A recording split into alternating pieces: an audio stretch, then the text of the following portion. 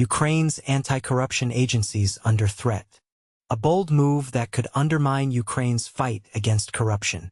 In a shocking turn of events, Ukrainian legislators have taken steps that could significantly weaken the country's anti-corruption agencies, potentially jeopardizing ongoing efforts to combat high-level corruption. But here's where it gets controversial. On Tuesday, lawmakers in Kyiv voted 263 in favor of a bill aimed at stripping the nation's anti-corruption bodies of their autonomy. This move comes as part of a series of amendments to criminal procedures that have been making their way through Ukraine's parliament, where President Volodymyr Zelenskiy's servant of the People Party holds a commanding majority. However, the legislation still needs the president's signature to become law. While the intention behind these reforms may be to streamline the legal process, critics argue that they could have far-reaching consequences. By removing the independence of anti-corruption agencies, there are fears that crucial investigations into high-profile cases could be compromised or even halted altogether. And this is the part most people miss. The implications of this decision extend beyond Ukraine's borders, impacting the country's international reputation and its relations with Western allies who have been supporting its fight against corruption. It also raises questions about the government's commitment to upholding the rule of law and maintaining transparency. So, what does this mean for Ukraine's future? Will these legislative changes lead to a setback in the battle against corruption? Or are they necessary adjustments to improve the efficiency of the legal system? Only time will tell, but one thing is certain. This development has sparked a heated debate among experts and citizens alike.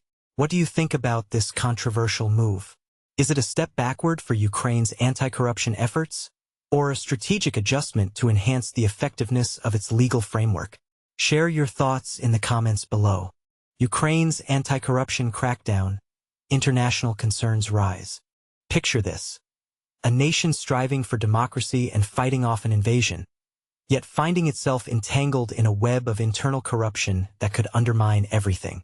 That's the stark reality in Ukraine today, as recent moves to curb the power of key anti-corruption bodies have raised alarms both at home and abroad, making people wonder if the fight against graft is truly on track or facing a serious setback.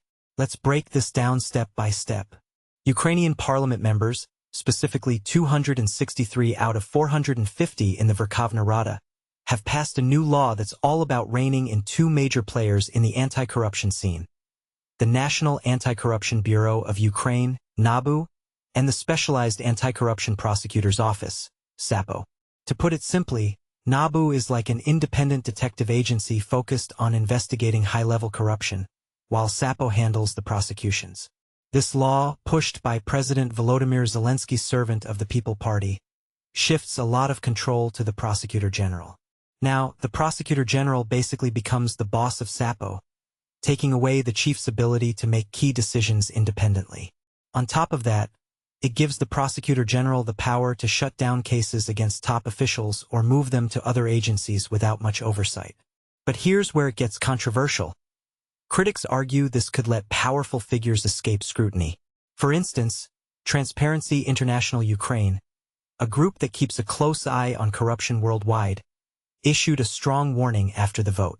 They said this law not only erodes one of the biggest wins from Ukraine's 2014 Revolution of Dignity, which was all about demanding cleaner government, but also shakes the confidence of international allies who have been pouring in aid and support. They urged President Zelensky to veto the law, warning that if he doesn't, he'll be complicit in weakening Ukraine's anti-corruption framework. And this is the part most people miss.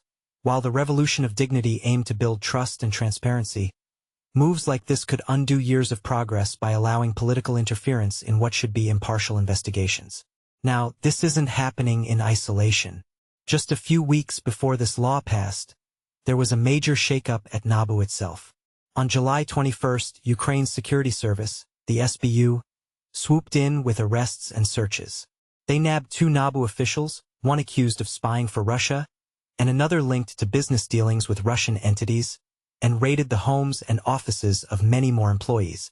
The SBU claimed some had ties to outlawed political groups, including connections to a former lawmaker who's now on the run.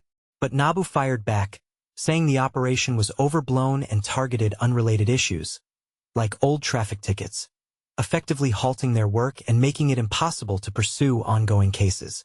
Transparency International labeled this as massive pressure on anti-corruption efforts, and it didn't stop there.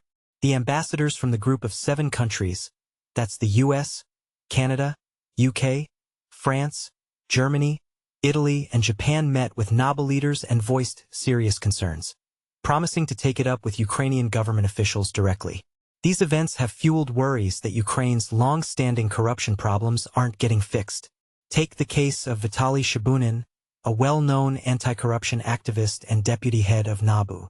Last week, he was in court facing charges of dodging military service while still drawing a salary and using a military vehicle, charges that could land him up to 10 years in prison. His defenders call it ridiculous, pointing out that he was officially assigned to NABU work, which is part of the government's anti-corruption efforts. A coalition of 59 Ukrainian NGOs chimed in, suggesting it's either gross incompetence or a deliberate attack to silence critics who keep calling out flaws in state institutions. Even a member of Zelenskyy's own party, lawmaker Anastasia Radina, called it a selective miscarriage of justice. This kind of situation shows how personal vendettas might be playing out under the guise of legal action, and it's easy to see why it sparks debate. Is this about upholding the law or targeting whistleblowers? And let's not forget the bigger picture. Corruption in Ukraine isn't just an internal issue. It's tied to how the world views the country, especially with ongoing support from allies in the fight against Russia's invasion. Scandals in places like the Defense Ministry have shown how bribery and mismanagement can waste resources needed for the war effort. Zelenskyy's big win in 2019 was seen as a fresh start to clean house, moving away from a culture of payoffs to one of openness. But the war has complicated things, with reports of procurement scandals highlighting how corruption can still thrive even in crises. According to Transparency International's Corruption Perceptions Index, Ukraine has made strides in recent years thanks to reforms linked to EU integration and international promises, but it slipped last year because changes were often superficial or deliberately slowed down. In the 2024 index, Ukraine ranked 105th out of 180 countries, better than Russia and Belarus, but still lagging behind neighbors like Moldova, Hungary, and Romania, with the US coming in at 28th. For example, if corruption isn't addressed, it could mean less foreign aid or investment, which is crucial when a country is defending itself on the battlefield. But here's a counterpoint that might ruffle some feathers. Some could argue that centralizing control under the Prosecutor General is about streamlining efforts and ensuring national security, especially in wartime, rather than just weakening anti-corruption measures. After all, with threats from external enemies, maybe tighter reins are needed to prevent any leaks or risks. What do you think? Is this a necessary adjustment for stability, or a dangerous step backward that could embolden corrupt practices? I'd love to hear your thoughts in the comments. Whether you agree or disagree, sharing your perspective could spark some really insightful discussions.